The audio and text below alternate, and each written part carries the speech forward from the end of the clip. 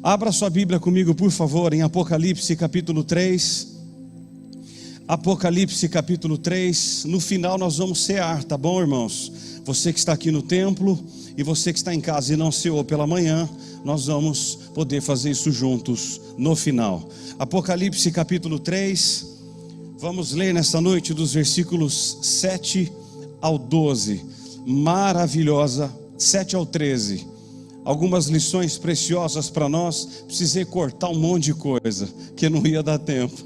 Eu vou ficar só no miolo mesmo, daquilo que de doutrina para nós. Diz assim: ao anjo da igreja em Filadélfia escreve: estas coisas diz o santo, o verdadeiro, aquele que tem a chave de Davi, que abre e ninguém fechará, e que fecha e ninguém abrirá. Conheço as tuas obras, e que tenho posto diante de ti uma porta aberta, a qual ninguém pode fechar, que tens pouca força, entretanto guardaste a minha palavra, e não negaste o meu nome. Eis que farei alguns dos que são da sinagoga de Satanás, desses que a si mesmos se declaram judeus e não são, mas mentem. Eis que os farei vir e prostrar-se aos teus pés, e conhecer que eu te amei. Porque guardaste a palavra da minha perseverança, também eu te guardarei na hora da provação, que há de vir sobre o mundo inteiro, para experimentar os que habitam sobre a terra. Venho sem demora, conserva o que tens, para que ninguém tome a tua coroa. Ao vencedor, faloei coluna do santuário do meu Deus, e daí jamais sairá.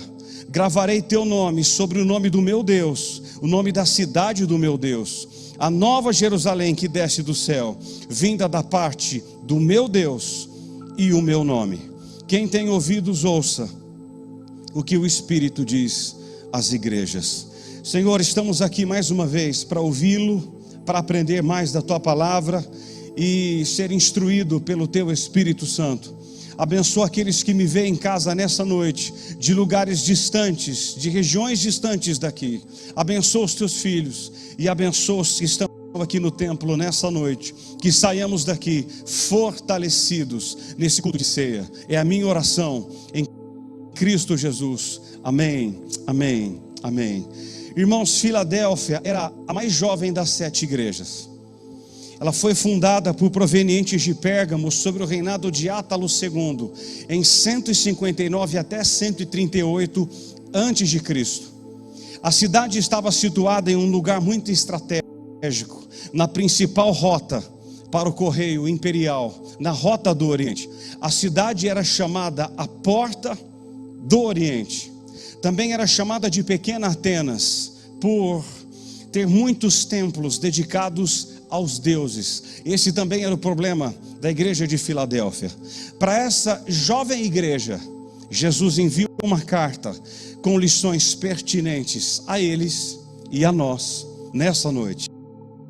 Há 4 lições. A primeira que eu quero ver com vocês é que Jesus não conhece apenas a igreja, ele se apresenta como a solução para os seus problemas. O versículo 7 nós aprendemos a primeira coisa: para uma igreja perseguida pelos falsos mestres, Jesus se apresenta como santo e verdadeiro. Estas coisas diz o santo e o verdadeiro. Jesus não se apresenta apenas como Deus, mas se destaca por ele ser separado e que possui santidade absoluta, em contraste com os que viviam em pecado na cidade e também na igreja. Cristo é santo em seu caráter, obras e propósitos. Ele é um Deus confiável, real, em contraste com os que mentem. Como diz o versículo 9, havia alguns que mentiam, eram judeus, chamados de sinagoga de Satanás. Havia centenas de divindades naqueles dias, mas somente Jesus poderia reivindicar o título de Deus verdadeiro, Deus único e Deus santo.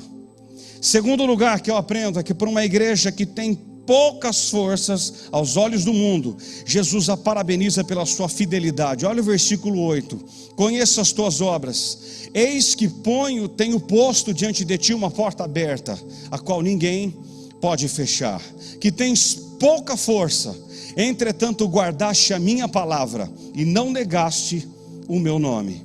A igreja tem pouca força, talvez por ser pequena, talvez por ser formada de crentes pobres e escravos, talvez por não ter membros que tenham influência na política e na sociedade, mas ela tem guardado a palavra de Cristo e não tem negado o seu nome, de Jesus.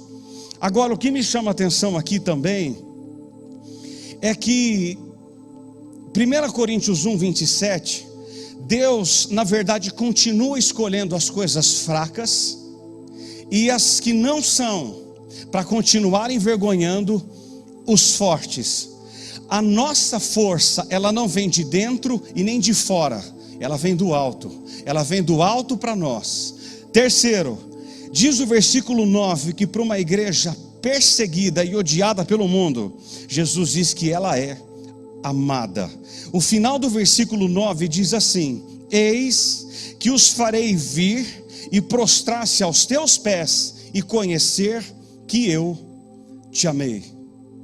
Os judeus diziam que os crentes não eram salvos porque eles não eram descendentes de Abraão e por isso não tinham parte da herança de Deus, como diz o versículo 9. Mas Jesus diz algo tão maravilhoso, que não é a igreja que vai se dobrar diante do judaísmo, mas os judeus reconhecerão que Jesus é o Messias e virão e reconhecerão que a igreja é o povo de Deus e verão que Jesus a ama.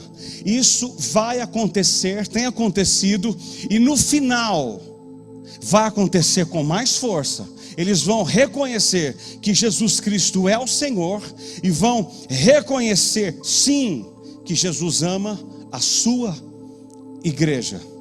Quarto lugar, diz o versículo 10, para uma igreja que guardou a palavra de Cristo nas provações, Cristo promete guardá-la nas provações. Olha o 10: porque guardaste a palavra da minha perseverança, também eu te guardarei na hora da provação que há de vir sobre o mundo inteiro, para experimentar os que habitam sobre a terra. A igreja foi fiel a Cristo, e Cristo a guardará na tribulação. A igreja guardou a palavra, Cristo guardará a igreja. A igreja de Filadélfia não transgrediu e não cedeu às pressões do mundo. Ela preferiu ser pequena a ser grande e mundana. Ela era uma igreja pequena e sem força aos olhos dos homens, mas ela tinha muita força aos olhos de Deus. Cristo, ele continua sendo o protetor da igreja. Diz Mateus 16, 18, que as portas do inferno não prevaleceriam contra a igreja, e não prevalecem. Ele é um muro de fogo que nos protege, até o nosso coração parar de bater, ou então ele vir para buscar a igreja. Essa é a primeira coisa que eu aprendo aqui. Jesus conhece a igreja e também tem soluções para os seus problemas. Segundo lugar, Jesus não apenas conhece as fraquezas da igreja, mas coloca diante dela uma grande oportunidade. Aqui no texto existem duas oportunidades. A primeira delas está no versículo 8. A primeira porta aberta é a oportunidade da salvação. Eis que tenho posto diante de ti uma porta aberta. Jesus diz em João 10, 9, que ele é a porta da salvação, da liberdade e também da provisão. Ele diz em Mateus 7, 13 e 14, um texto muito forte. Ele diz assim: entrai pela porta estreita, porque larga é a porta, e espaçoso o caminho que conduz para a perdição, e são muitos os que entram por ela. Porque estreita é a porta, e apertado o caminho que conduz para a vida, e são poucos os que acertam por ela. Vemos aqui duas portas, ambas estão abertas. Uma abre para uma rua larga e cheia de gente que caminha para a destruição. Outra porta abre-se para um caminho estreito e escassamente povoado, que conduz à vida eterna. A boa notícia para você e para mim é que as portas ainda estão abertas. Segundo, a segunda porta é a oportunidade da evangelização. A igreja de Filadélfia, ela tinha 3 problemas para aproveitar as oportunidades. O primeiro problema está no versículo 8, que lemos, que a igreja era muito fraca. Era fraca, mas isso não deveria detê-la no evangelismo. O segundo problema está no versículo 9. Havia oposição à igreja na cidade. E quem era a oposição? Os judeus são chamados aqui, e também na segunda igreja, a igreja de Esmirna, de sinagoga de Satanás. Os judeus sempre perseguiram a igreja, sempre. No começo os crentes começaram a recuar, e então Cristo diz para a igreja: olha, eu coloquei uma porta aberta diante de vocês, a qual ninguém pode fechar. E essa porta, além de ser a porta da salvação, é a porta do evangelismo. Aqueles que hoje perseguem vocês, Filadélfia, eles vão reconhecer que eu amo vocês, e vocês são o meu povo, vocês são a minha igreja. Terceiro problema era a ameaça de futura tribulação. Diz o versículo 10. Há uma pergunta que eu fiz para mim, e eu gostaria de fazer para vocês que estão aqui e para vocês que estão em casa. Seria aquele momento oportuno para evangelismo? Seria ou não? Não seria tempo de recolher-se e manter-se seguro em vez de avançar? Sabe o que Cristo diz? Não. Eu abri uma porta e vocês precisam sair. Vocês precisam fazer, porque não basta guardar a palavra no versículo 8, é preciso proclamar a palavra. Não basta não negar apenas o nome de Cristo, como diz o versículo 8, é preciso anunciá-lo. Jesus diz: eu abri uma porta para vocês, Filadélfia, e para nós. Não basta guardar, é preciso proclamar, é preciso sair. Todos nós temos oportunidades de falar, e temos que aproveitar as oportunidades, porque, irmãos, não basta apenas ser uma igreja ortodoxa, é preciso ser uma igreja missionária, é preciso falar, é preciso sair. Terceiro, Jesus não apenas conhece as dificuldades da igreja, mas dá-lhe uma grande garantia. Há 2 coisas maravilhosas no texto. A primeira, diz o versículo 7 que Jesus tem em suas mãos toda a autoridade. Diz o 7, estas coisas diz o santo, o verdadeiro aqui, aquele que tem a chave de Davi. O pano de fundo aqui para essa frase era a afirmação dos judeus de Filadélfia,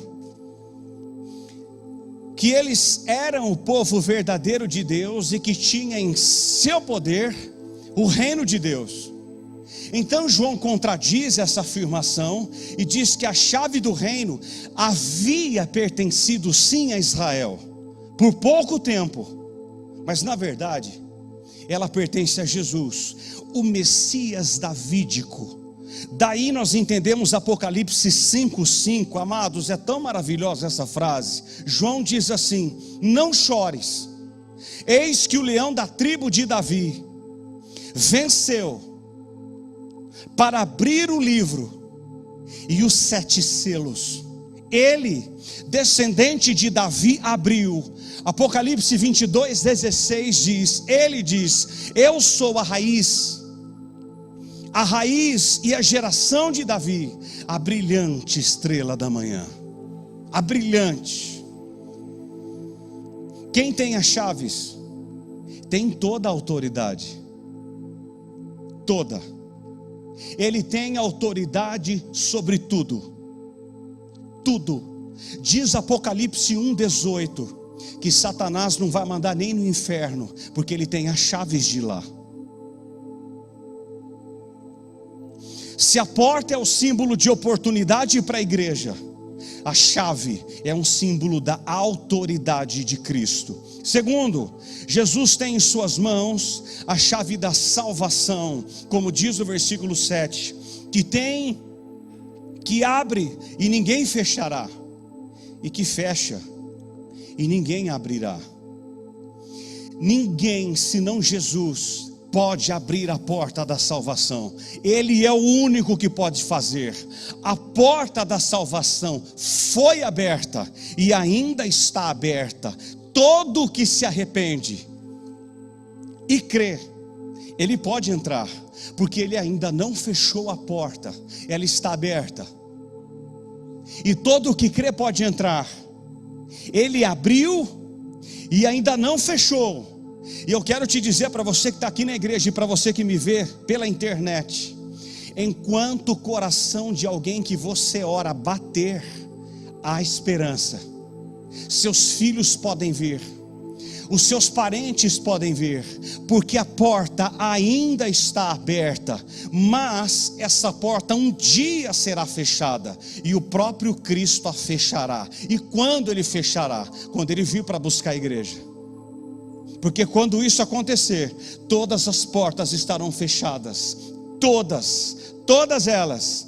Jesus lembrou em Lucas 13:24, que do perigo das pessoas encontrarem a porta da salvação fechada. Mas irmãos, louvado seja Deus, que a cada manhã que nasce, a cada pôr do sol, e o nosso coração bate, há esperança. Há esperança, porque pessoas entram pela porta, e ao entrar a porta, de João 10:9, eles encontram pastagens, eles encontram salvação. Louvado seja o nome do Senhor.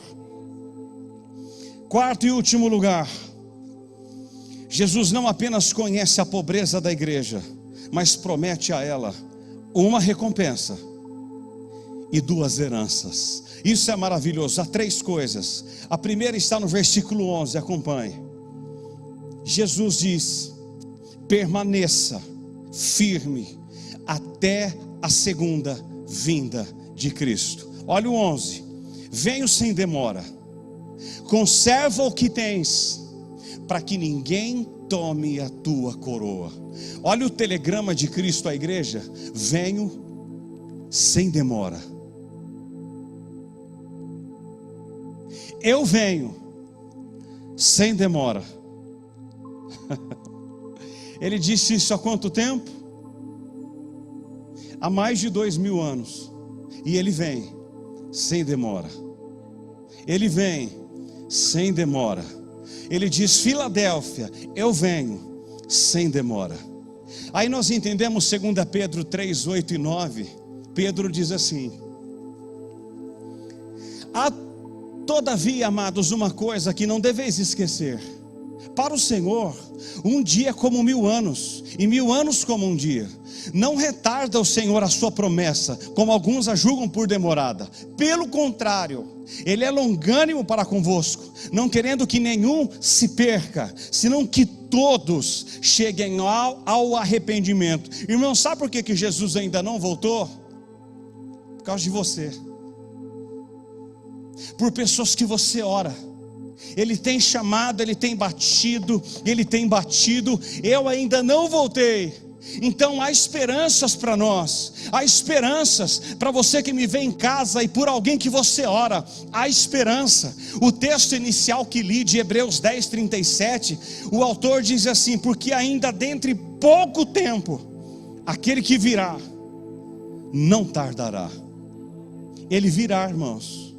Ele virá a qualquer hora dessas e nos levará. Diz Apocalipse 2:10 que Jesus prometeu a coroa da vida aos esmirnianos.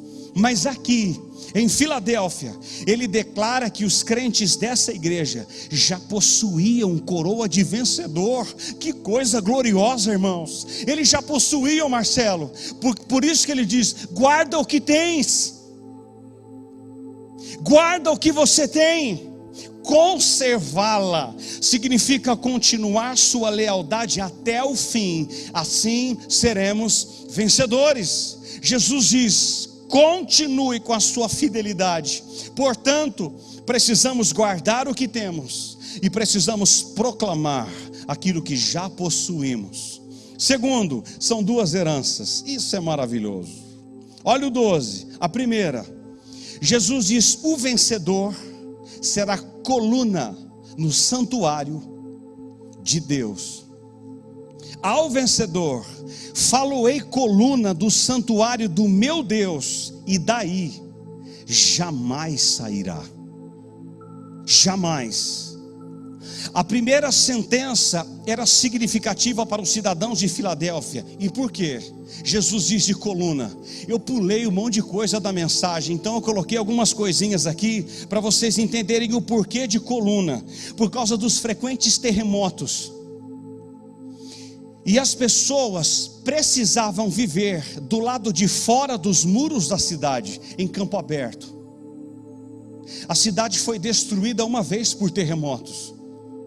Então Jesus pega o contexto e diz: olha, para vocês, para essa igreja abalada pelos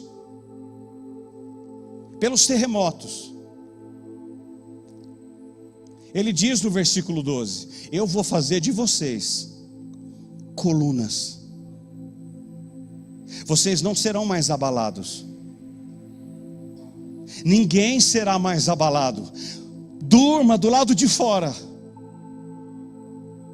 por causa dos terremotos. Mas eu, de Jesus, farei de você uma coluna, e desse lugar você jamais sairá. Irmãos, aqui os terremotos da vida podem até nos abalar, mas no céu estaremos firmes e sólidos, como uma coluna do santuário de Deus. Solidez. Estaremos sólidos e não seremos mais abalados por nada de Jesus, por nada. Seremos fortes, viçosos. E sabe aquela balançada assim que damos de vez em quando? Não, ficaremos eretos, firmes, porque Ele nos colocará lá e não sairemos jamais de lá. Segunda herança, está ainda no versículo 12. O vencedor terá gravado em sua vida um novo nome. Gravarei também sobre ele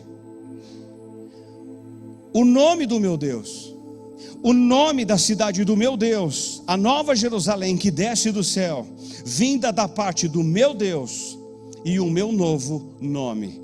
Por que Jesus diz novo nome? Por causa do contexto da cidade. Por volta do ano 90 antes de Cristo, Filadélfia tinha sido reconstruída com ajuda imperial. E ajuda imperial quer dizer Roma. Por gratidão, eles passaram o nome daquela cidade do nome de Cesareia, a nova cidade de César, consagrada a César, porque foi César quem a reconstruiu. Mais tarde, esse mesmo homem muda o nome da cidade de Cesareia para Flávia. Então, Jesus aproveita esse gancho cultural para falar à igreja que os vencedores teriam um novo nome. Vocês não entenderam? Poucos entenderam. Irmãos, eu amo Jesus, cara. Ele ia no contexto e no texto. Isso aqui é contexto. Eu pulei várias coisas na introdução do sermão, mas essas coisas eu preciso falar, que eles não vão ver. Por que novo nome? Porque eles mudaram o nome da cidade 2 vezes, por causa de Roma. Então Jesus pega contexto e diz: gravarei sobre ele o meu novo nome, a cidade do meu Deus, a igreja, aquela igreja lá, aquela lá. Não estou falando de instituição terrena, igreja na terra. Aquela igreja terá o nome de Deus gravado nela, e não o nome de César, o nome dele. Esse novo nome terá o nome do meu Deus, da igreja, da nova Jerusalém, e o nome de Cristo. Ou seja, pertenceremos para sempre a Deus, a Cristo e ao seu povo. Viveremos com Ele em glória pelos séculos dos séculos, de eternidade em eternidade. Então Jesus diz assim para a igreja: permaneça firme, porque eu venho sem demora. E ele vem mesmo, irmão, sem demora. Depois ele disse assim: o vencedor, eu vou fazer coluna do meu santuário, porque esses abalos sísmicos aí, Filadélfia, não haverá no céu. Não haverá. Eu colocarei vocês como coluna do santuário de Deus, e vocês serão fortes. Nada vai estremecer vocês, nada vai balançar vocês. Vocês serão e farão parte daquele templo e serão coluna. E desse lugar de Jesus você jamais sairá. Jamais. Glória! Jamais. As coisas aqui nos abalam às vezes, mas lá nada abalará o povo de Deus, absolutamente nada. Sabe por quê? Porque os nossos rostos já estarão enxutos, porque diz Apocalipse 21:4 que Ele já terá enxugado dos nossos olhos toda lágrima, e já não haverá mais morte, nem pranto, nem lamento e nem dor, porque já as primeiras coisas passaram. E aí ele diz: eu vou mudar o teu nome. Marcelo, ele vai mudar o teu nome. E esse novo nome não será cidade de César, nem Neo Cesareia, e nem Flávia, e nem Flávio. Será o meu nome. Será o meu nome. O meu nome. E desse lugar vocês jamais serão tirados.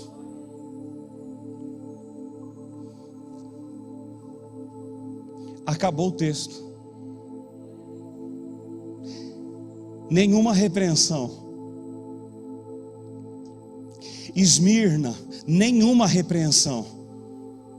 Filadélfia, nenhuma repreensão. Muito pelo contrário. Ele diz: olha, eu conheço a igreja e apresento a ela soluções para que vocês vençam. Ele diz: eu sou santo e verdadeiro, apesar dos judeus falsos que há aí. Para uma igreja sem força aos olhos do mundo, Jesus nos parabeniza pela nossa fidelidade. Continue fiel, apesar de ter poucas forças. Continue fiel, apesar da igreja perseguida e odiada pelo mundo. Jesus disse essa noite: eu amo vocês. Eu amo vocês, porque vocês são meus. Eu amo vocês.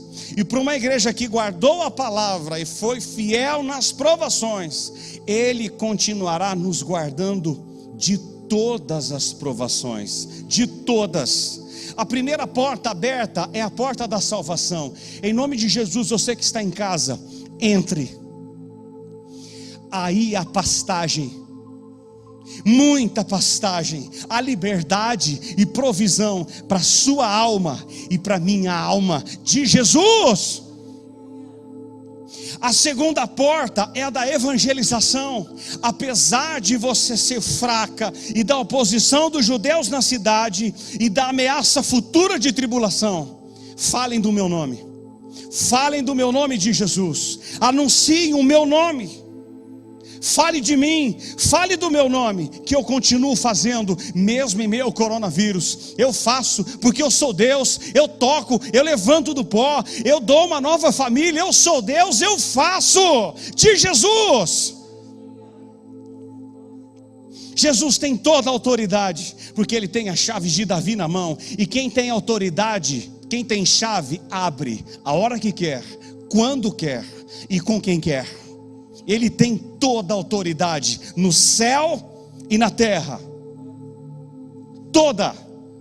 Eita Jesus grande. Toda.